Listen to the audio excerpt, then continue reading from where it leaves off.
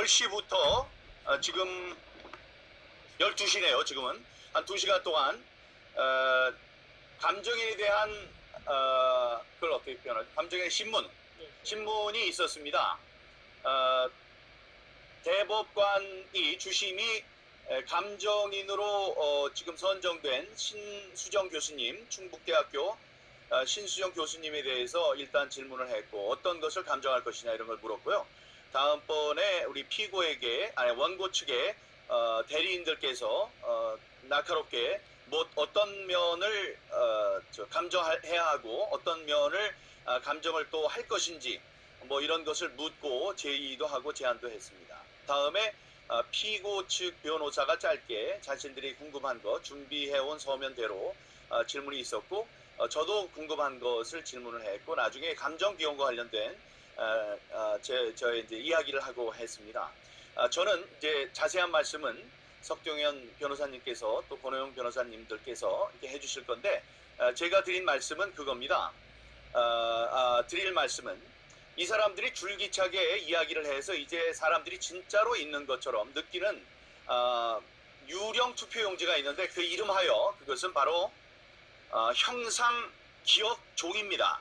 오늘 여기 계시는 분은 대한민국에서 종이와 관련해서는 최고의 권위자이십니다.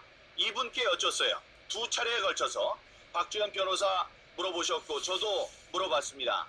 이 세상에 형상 기억 종이라는 게 있습니까? 그랬더니 이분이 정신이 혼이 나간 느낌이었어요. 눈이 이게 무슨 얘기를 하는 거지? 한참을 이러더라고요. 종이를 접었는데 접었다가 놔두면 그게 쫙 펴지는, 다림질한 것처럼 펴지는 그런 투표용지가 있느냐 해서 이제 우리 방식대로 풀어서 말씀드렸더니 아주 한마디로 말씀하셨습니다. 그런 종이는 없습니다 라고 얘기를 했습니다. 그리고 이들이 종이 안에 특수한 금속 물질을 넣어서 그런 걸 만들었다고 주장한 바가 있습니다. 그래서 그것도 확인했습니다. 이 교수님께서 말씀하셨습니다. 그런 종이는 없습니다. 무슨 금속을 집어넣으면 종이가 쇠가 됩니까? 종이가 금속이 됩니까? 지금까지 이들이 우리 그냥 무지한, 순수한 우리 국민 여러분들을 대상으로 자신들의 위기를 모면하기 위해서 해왔던 가장 큰 거짓말, 형상기억 종이라는 것은 이 세상에 존재하지 않는다는 말씀을 하셨습니다. 또 하나 저는 이 감정 비용과 관련된 이야기를 했습니다. 감정 비용이 나와요. 그러면 이제 당연한 듯이 그거를 막 신청을 하고 청구를 하고 그러는데, 그것은 두 가지의 이유가 있을 것입니다. 저는 이해를 합니다. 문턱이 너무 낮으면은 아무나 와서 소송을 제기하고 감정을 신청할 것이기 때문에, 그러면 소송과 신청이 남발됩니다. 그것을 막기 위해서 일정 양의 돈을, 일정 금액의 돈을 지불하도록 요구하는 것은 당연한 일이라고 생각합니다. 그런데 그것이 도를 넘을 경우에는 정의를 실현하려는 이 일반 국민들의 의지가 꺾일 수 있습니다. 이들은 지금 뭘 하고 있습니까? 우리들을 위해서 모금한 돈 그 자체를, 모금 자체를 범죄시하고 있습니다. 뭐로? 이것을 정치자금법 위반이라고 해요. 제가 지금 정치하고 있습니까? 정치하는 게 아닙니다. 제가 말씀드렸지만 다시 한번 국회의원이 되려고 하는 게 아니에요. 정의를 밝히고자, 부정선거가 있었다는 사실을 밝히고자 하는 그런 행동이거든요. 근데 거기에 대한 문턱을 너무 높였다. 이렇게 되면 안 된다. 천대여 대법관께서도 재검표할 6월 28일에 거기에 대한 우려를 제기한 바가 있어서 다시 한번 확인을 해드렸고, 이들은 피고 입장에서 그런 걸 조사한다고 여기 계시는 저와 원고 측 대리인들을 조사한다고 부르고 있습니다. 그래서 우리를 억압하고 압박하려고 하고 있어요. 저는 전화 2번 하더니 제가 하도 쏴대니까 무서워서 더 전화는 하지 못하고 그냥 100만 원짜리 고지서를 보냈습니다. 범칙금 안 나왔으니 너 범칙금 내라고 했어요. 이제 그렇게 되면 지금 이 부정선거로 인해서 제가 직장을 잃은 무직자가 됐을 가능성도 있는 것 아닙니까? 근데 여기에 그렇게 화수분처럼 계속 돈을 내라고 하는 것, 이거는 제도적인 개선이 필요하다. 물론 그 제도 개선은 입법부에서 담당해야 할 일이지만 사법부의 최고인 당신들도 이런 사정을 알아둬야 한다. 다음에 중앙선관위의 이런 폭거 여러 개에 대해서는 우리가 경종을 울려야 된다. 그런 말씀을 드렸습니다. 석동현 변호사님께 마이크를 넘기겠습니다. 시민 여러분 안녕하십니까? 오늘 대법원에서 재판한 내용은 지금 인천 연수구의 그 재검표 결과 나온 이상한 투표지에 대해서 우리가 그동안 계속 주장해 왔던 감정을 하기 위해서 감정인을 정해가지고 그 감정인에게 그 감정에 필요한 여러 가지 사항을 묻는 그런 오늘 자리였습니다. 그런데 대단히 아쉬운 부분은 저희들이 정말 양껏 우리 원고나 원고 대리인들 또 지금 이 소송에 정말 관심 갖고 있는 모든 시민들께서 궁금해하시는 모든 사항을 다 유감없이 감정을 해야 합니다. 그런데 지금 법원에서 재검표 날 수거한 이른바 이상하다는 그 투표지 123매 있습니다. 그 부분에 대해서 1차적으로 법원에서 감정을 하겠다는 그런 입장을 지금 고수를 하고 있는데요. 저희 원고 대리인들로서는 그것은 절대로 충분하지 못하다. 그 감정의 대상물에, 감정의 목적물에 그 외에도 일장기 투표지라든지 그 밖에 저희들이 확인하고자 하는 11가지 유형에 해당하는 투표지를 추가로 더 추출을 해서 감정을 해야 한다는 그러한 주장을 오늘 폈습니다. 일단 감정 절차가 시작되더라도 이 부분은 저희들이 계속 주장을 해야 된다고 생각을 하고 또 그렇게 할 것입니다. 그러한 일이 있었다는 걸 여러분들께 말씀드리고요.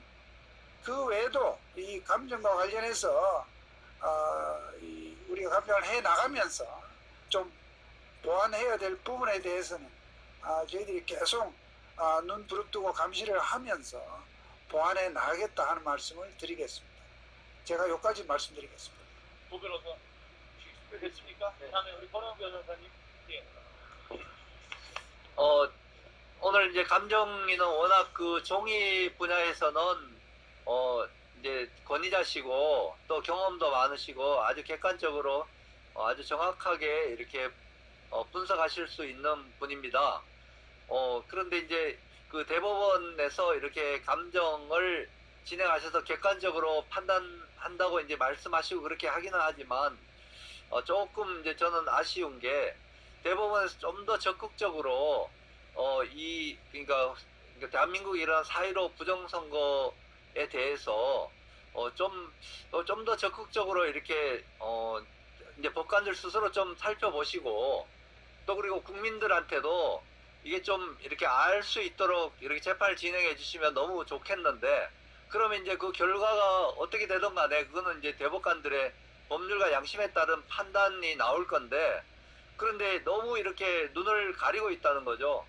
일단 우리가 검증기일에도 사진 자체를 촬영하는 걸 제한을 하고 또 감정할 때도 이거 123매는 제가 볼 때는 전부 가짜 투표지인데 이제 가짜 투표지를 가짜 투표지끼리 감정을 비교하면 똑같은 걸로 나오면 그걸 가지고 이제 재판을 할 수 있느냐 이게 문제고 뭐 나름 이제 용지를 새로 갖다가 이제 얻어가지고 투표지를 다시 찍어가지고 낸다고 그러지만 중앙선거관리위원회가 지금까지 어떤 객관성을 가지고 객관적인 자료를 내놓을 리가 없다는 거죠. 그래서 저희들이 전번에 부여 청량 그 사전투표지를 선관위 주변에 주운 게 있고 그 당시에 롤 용지도 입수한 게 있거든요.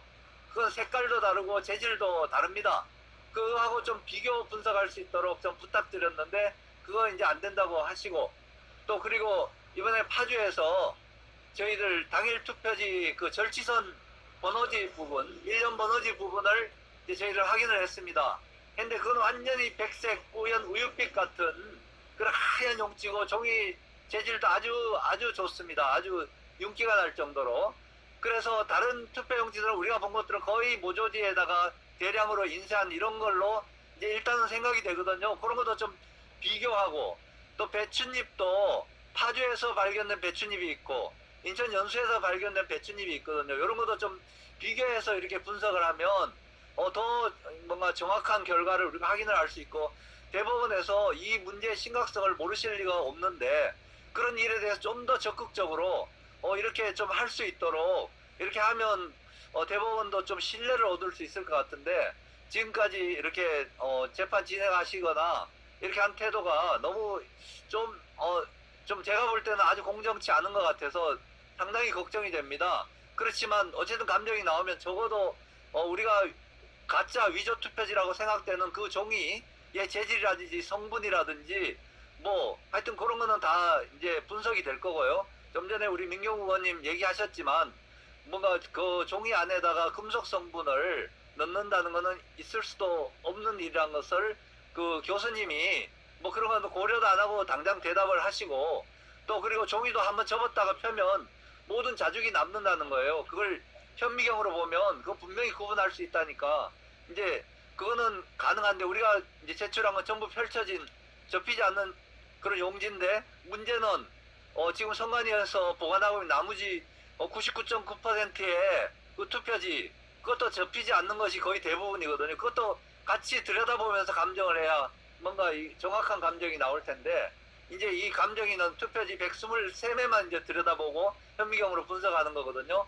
그래서 이게 엄청난 사실과 부정의 증거들이 있는데 그걸 아주 조그만 부분만 보여주고 재판하시려고 하는 그런 태도가 조금은 우려가 되고, 이런 점은 이제 우리 국민들이 이 점에 대해서 좀 인식하시고 대법원에 대해서 좀 더 적극적으로 요구해 주시고, 그리고 비용이 너무 과다하게 들어서 재판도 못하고 계속 이런 부정선거를 덮고 넘어가는 그런 나라나 사회는 있을 수가 없는 거거든요. 이 점에 대해서도 우리 민경욱 의원님이 오늘 대법원에서 당당하게 이제 의견을 밝히시고, 그건 아마 조서에 기록이 될 거거든요. 이 부분에 대해서도 대법원도 대한민국 국가의 모든 사법 질서를 총책임지고 있는 데인데 이렇게 비용으로 압박을 넣어가지고 재판도 못하게 하고, 또 비용을 국민들이 선거한 걸 가지고 선거법 위반이다 해가지고 조사하겠다고 하고 벌과금을 매기고 압력을 넣고, 그래서 결국 재판을 포기하게 하는 이런 상황은 대한민국에서 없었으면 좋겠거든요. 이런 점은 지금 현 국가가 비상상황이고 이상한 상황이니까 국민들이 이런 점을 아시고 좀 들고 일어나 주셨으면 감사하겠습니다. 자, 또 말씀하실 분. 예, 그러면 한 말씀 다 하셨고요. 고생하셨습니다. 고생하셨습니다.